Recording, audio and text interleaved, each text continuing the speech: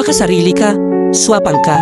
Ito ang madalas na maririnig mo kapag naglagay ka ng limit at boundaries sa pagtulong o pagbibigay.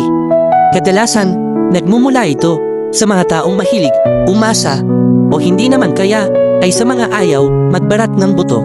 Hindi tayo obligasyon ng ibang tao dahil lahat tayo ay may kanya-kanyang pasanin sa buhay.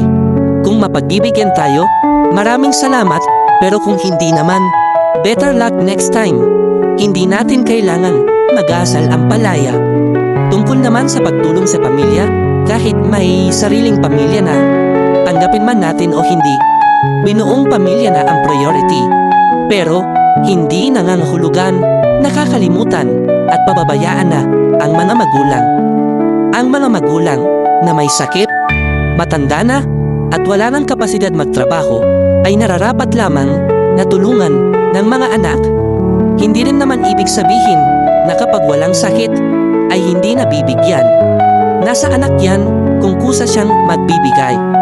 Mas magaan din sa pakiramdam ng isang anak magbigay kapag hindi siya inoobliga. Masyadong malawak ang saglaw ng usaping ito. Pero ito lang ang masasabi ko.